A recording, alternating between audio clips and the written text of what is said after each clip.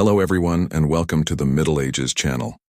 Today we're journeying back in time but not to the usual castles and battlefields. We're heading into the bustling, chaotic, and revolutionary world of the medieval merchant. Forget the stereotype of a dark, stagnant era.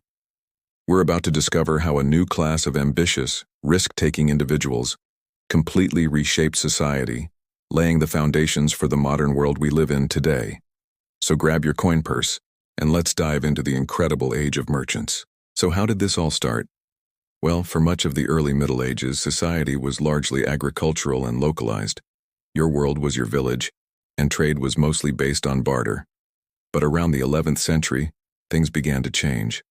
Agricultural innovations meant more food, which led to a population boom.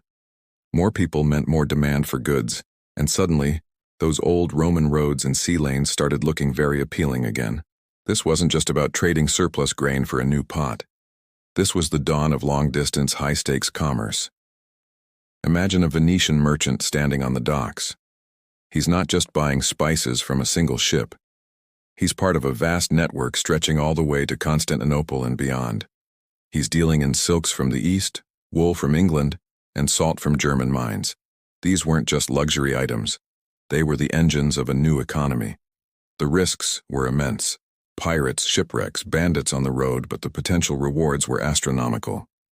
A single successful voyage could make a family's fortune. Of course, you couldn't run this kind of operation with just a handful of coins. This new scale of trade demanded new financial tools. And this is where the merchants got really clever. They invented things that sound incredibly modern, things like the bill of exchange. Instead of hauling chests of gold across dangerous territories, a merchant in Genoa could deposit his money, receive a written note, and his partner in Bruges could cash it in. It was basically a medieval check. This innovation dramatically reduced risk and made international trade faster and more efficient. It was the birth of banking as we know it, happening right there in the marketplaces of Italy. But it didn't stop there. As ventures became larger and riskier, merchants realized they couldn't always go it alone. So, they created partnerships. The most famous of these was the commenda. In this arrangement, a traveling partner would take goods provided by a silent investing partner on a voyage. When the traveler returned, they would split the profits, usually with the investor taking the lion's share. This allowed wealthy individuals to fund multiple voyages at once, spreading their risk. If one ship sank, 5 others might succeed. It was the medieval equivalent of a diversified investment portfolio, and the direct ancestor of the modern joint stock company. This economic boom created powerful new urban centers. Cities like Venice, Genoa, Florence, and later, the cities of the Hanseatic League in Northern Europe, became the nerve centers of this new world. They weren't ruled by feudal lords, but by the merchants themselves. They formed powerful guilds which were part trade union, part cartel, and part social club. The Weavers' Guild, the Goldsmiths' Guild, the Spice Merchants' Guild, they set quality standards, regulated prices, and trained new apprentices. These guilds held immense power. They could influence city politics, fund the construction of magnificent cathedrals and town halls, and even raise their own militias to protect their trade routes. If you wanted to succeed in business in a medieval city, you had to be part of a guild.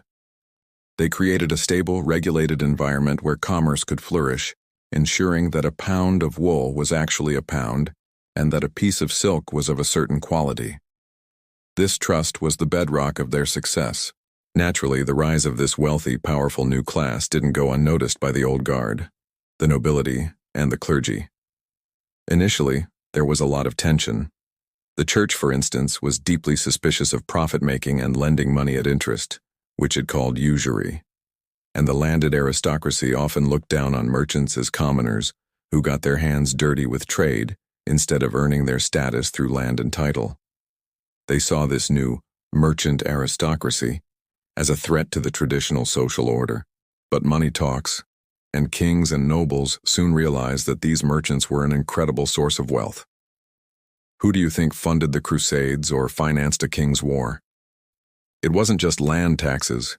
It was massive loans from wealthy merchant bankers, like the famous Medici family in Florence.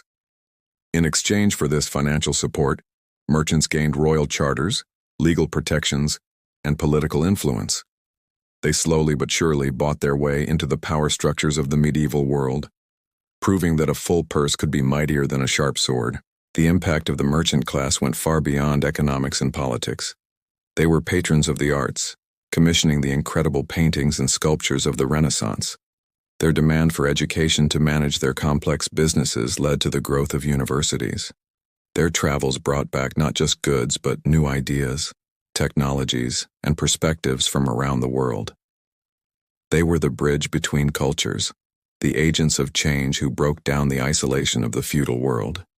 They created a more interconnected, dynamic, and ultimately, a more modern Europe. So the next time you use a credit card, invest in a company, or even just buy something that was made on the other side of the world, take a moment to think about these medieval trailblazers. The Age of Merchants wasn't just a chapter in a history book, it was the birth of the global commercial world we inhabit today. They were the ambitious, innovative, and sometimes ruthless architects of our modern economy. Thank you so much for joining me on this journey into the bustling world of medieval trade. It's a fascinating topic that really challenges our perceptions of the Middle Ages.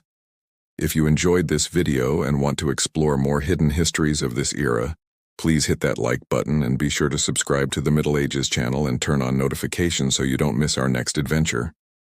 We'd love to have you with us. Thanks for watching, and see you next time.